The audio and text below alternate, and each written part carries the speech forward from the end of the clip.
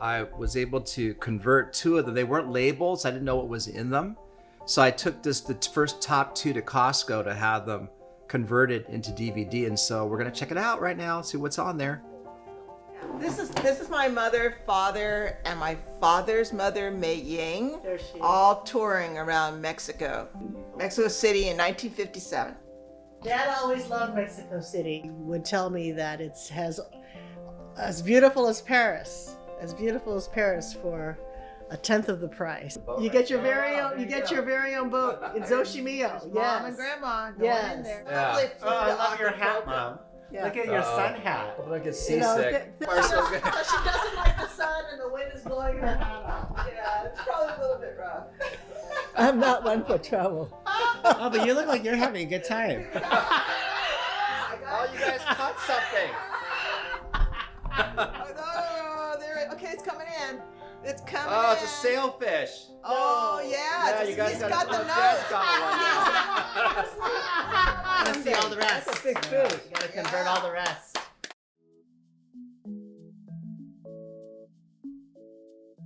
My name is Lisa Mueller, and I am Ruth Tang's oldest grandchild. Like at 95, right? She's very regal and confident and just like exudes like all, I don't know, this kind of intangible impressiveness. And that I've always tried to emulate that. I grew up calling her Mama Ding. And I think my brother and I are the only ones who did that. There's a very distinct moment with my grandma from the wedding, before the planning of the wedding, because she loves seafood. And in her mind, no dignified wedding would be without shrimp. And I said, Mama Ding, it's gonna be 105 degrees Fahrenheit at this outdoor wedding. I don't think we want shrimp cocktail. She's like, you must have shrimp.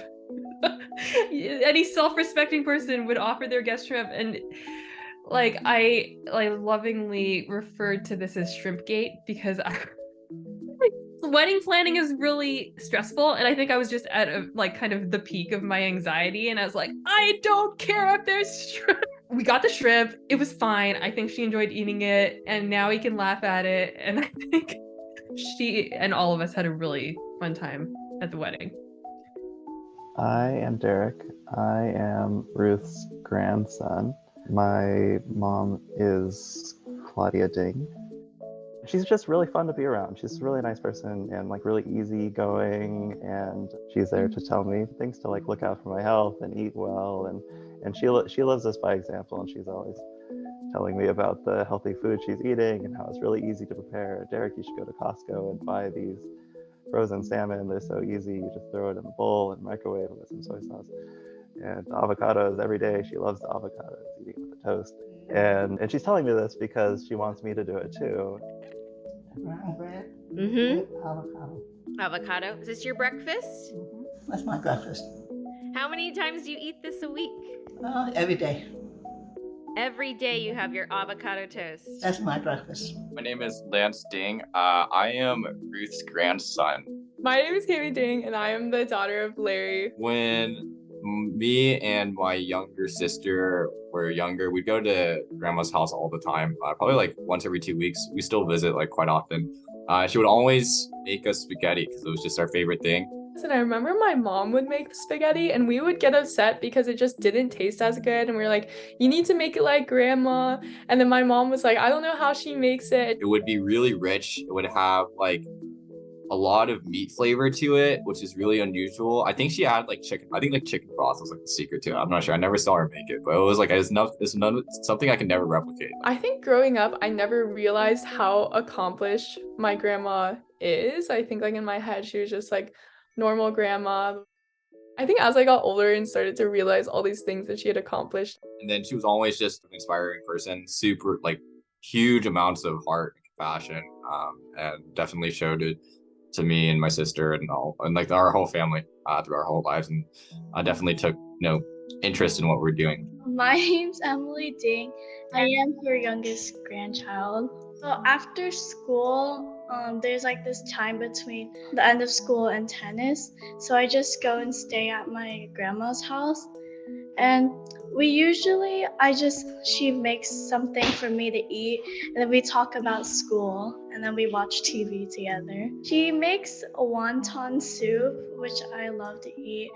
One of the most memorable trips we went to was on a Disney cruise a couple years ago.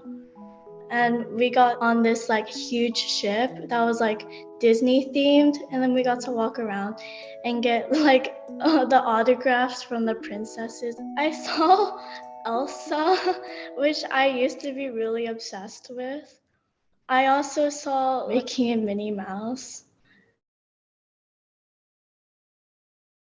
My favorite thing when I was 4 years old was porcelain horses. I didn't like dolls. I loved horses, and I wanted as many porcelain horses as I could get my hands on.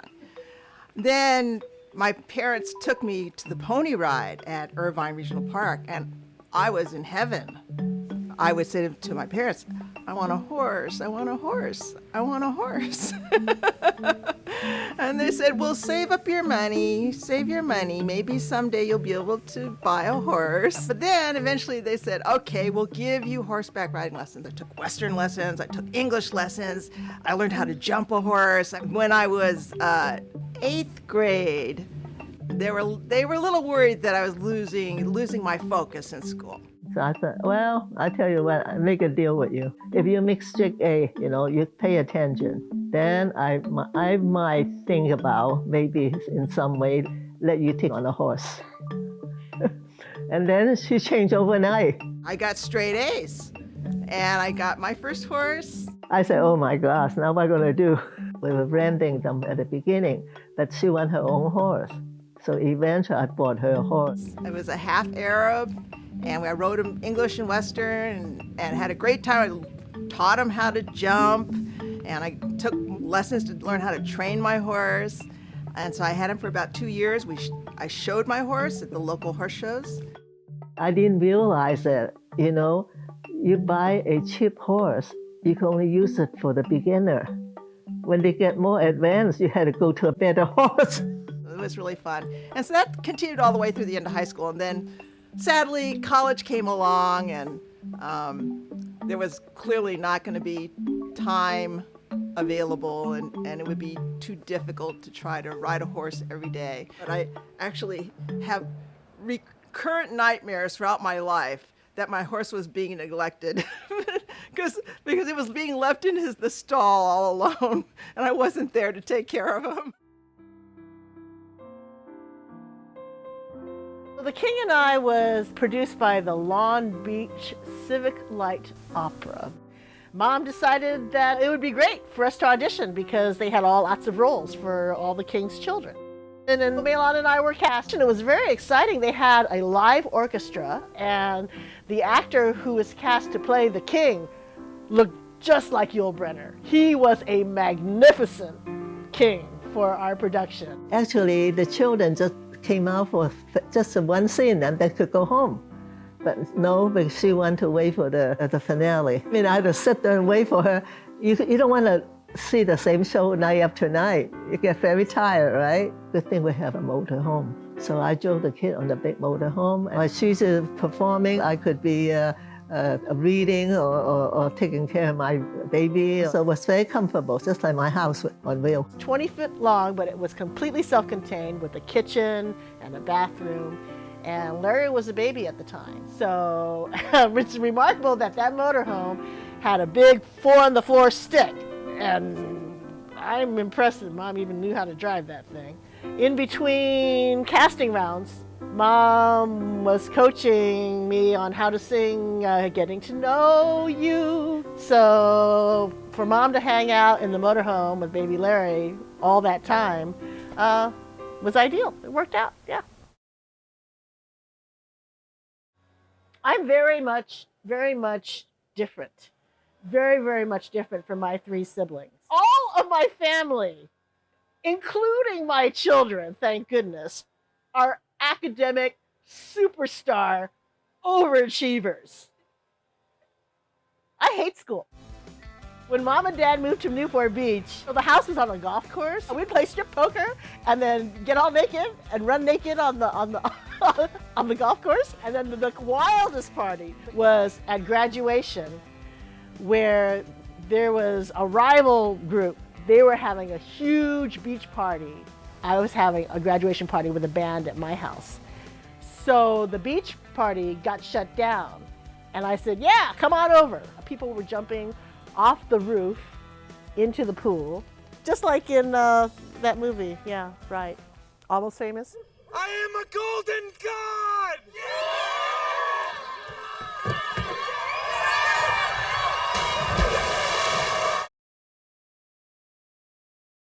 The first night that I saw her, she was in a black t-shirt, long black hair, blue jeans. She was on the far side of the room. I just kind of observed to see if she was with anyone. We loved skiing together that weekend, and by the end of the week he said, well, if I sent you a plane ticket, would you come out and visit me in Wisconsin? And I said, absolutely. After skiing in Milwaukee together, Mae Lon invited Dave to ski to Mammoth, California. I don't know why, but I put my house up for sale. I called up Mikasa because I was repping Mikasa in the Midwest, and I found out that they had a job opening in Orange County. And I asked if I could interview for it, and they said sure. So I went out, I got the interview in before we went skiing. We went skiing at Mammoth, had a wonderful time, came back, got home. First call on my phone was my realtor telling me that someone wanted to buy my house. Second call on the phone was from Mae Lon asking if I got in okay. Third call on the phone was the Mikasa gentleman asking me when I could start. So I guess I just said, I think I'm going to California. Mae Lon's uncle Roger married us when we got married. He was an ordained minister in New York. It was a whirlwind. It was a pretty big deal. And so, you know, we've been married now for, gosh, since 1995, so. We were married in July. We went back to my hometown in upstate New York, and my father had gone through triple bypass that December, and my mother had already passed. And we were at my brother's river cottage on the St. Lawrence, and Ruthie treated my father like she was his wife. She got all his food, she wouldn't let him get up. She was really very, very cognitive of his frailty and just literally took care of him. That's probably my fondest memory of Ruthie. We share our passions for outdoor activities, and he is Mr. Handyman. I mean, he can fix almost anything. When I met her, she was incredible, and she's still beautiful to me. What I love about her mostly is that she's the smart one. Usually she's done her homework, she's very thorough. If I was to research something for an hour, Mae Lon would probably research it for 8. When I divorced my husband, that's what I had to fall back on, working part-time at Blockbuster. But, you know, it all turned out for me. Both Lisa and Derek got into college. They completely took off and made successes of themselves. They got full financial aid. Today they are at the top of their profession. Okay? And they did all of that without asking me for a thing. And when I moved to Las Vegas at age 50, I was free, accountable to no one. So I'm a cashier at Whole Foods on the Las Vegas Strip. So what's so wonderful and exciting is that we get lots of visitors, very interesting people from all over the world. And Peter first came through my line as a customer within 3 short months of me starting at Whole Foods. And he was a lovely, lovely English gentleman. He wears Harry Potter glasses, always with a bike helmet under his arm. And he says, oh, I don't need a bag. I'm just going to tuck my groceries into my rucksack. And I said, you want to go to Mount Charleston on 4th of July? And he says, yes, I've heard of that place and I can't ride my bike there. So I picked him up. We went hiking, Mount Charleston, got to know each other, told him that I wanted to go on a camping trip to see the national parks. He said, I want to go with you. What's going on 15 years later? And He comes to visit me about every 3 months. We spend over 100 days of quality time together. When he comes to see me, he's not working, and it's all about me. It's all about me. He's the most thoughtful, smart, generous, romantic, lovely man. He's full of surprises. I mean, our very first date, he took me on hiking around his house. There was this trail, and it was fun. It was not, definitely not boring. He could make a cake, a strawberry cake from scratch. I mean, that was what he did for our Valentine's Day. So I was like, wow, I've never made a cake, much less out of fresh strawberries. So that was really special.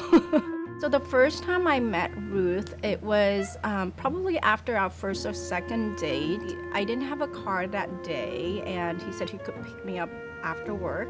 And I didn't know his mom was gonna be there. I had no idea, and I got off work and I saw this sweet Chinese lady with the red hat sitting with Larry, and I was like, who's this? And she goes, oh, this is my mom. She just came in to visit. I'm like, oh my goodness, why didn't he tell me his mom was coming to visit? You know. So yeah, she asked me all these questions about my family, and she was really kind and gentle. In 1999, Larry and Lynn were married in Corona Del Mar, California. I just remember my wife walking down, of course, as every man would, seeing her come down in the beautiful gown. We're all both a little bit nervous, and I just remember seeing all my friends there and she being there, and it's just really beautiful and wonderful. We've been together now for 23 years.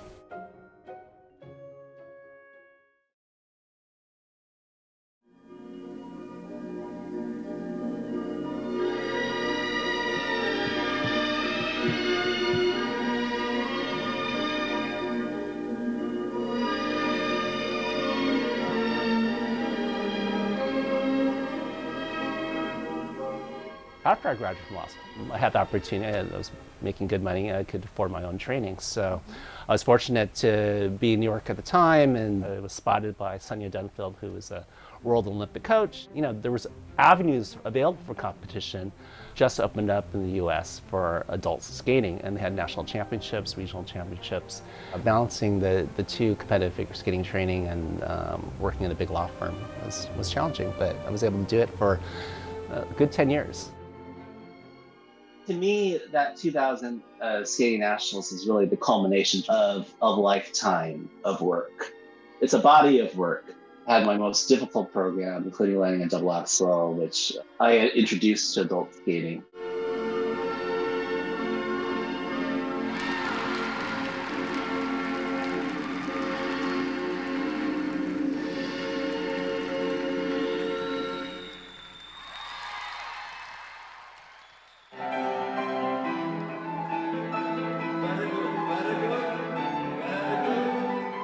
So after I retired from skating, the falling was getting a little bit too painful. I needed a new outlet. Ballet can be very tedious at the beginning because it requires a lot of concentration. It's very slow, precise movement.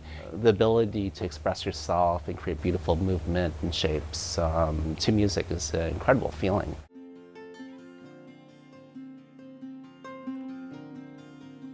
We met online, but what was different is that he was a very sincere person. Eric's just been a great partner in life the last 10 years, and one of the great things is that he loves travel as much as I do. Boise is always an excellent planner with these trips, and they're always just lots and lots of fun. He won a trip safari park at the Singita Lodge in Kruger National Park, South Africa. So we got to go to the private island in the Seychelles and walk around and see the beautiful nature of the Seychelles and go swimming and spend time with the dogs, have barbecues, have friends over, go to the opera and musicals, and she's been a great companion in life, so I feel very grateful about that.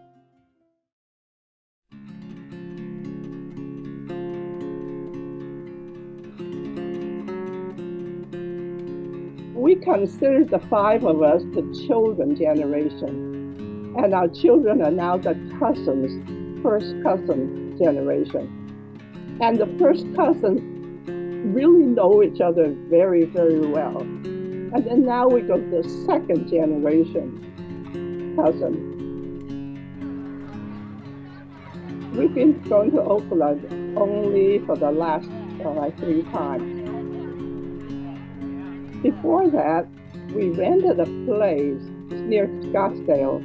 And we always try to support each other. Definitely have felt that support emotionally and when I'm at this event. So that's something I look forward to, is just being able to connect with people I don't see often and having this unrelenting presence of family support.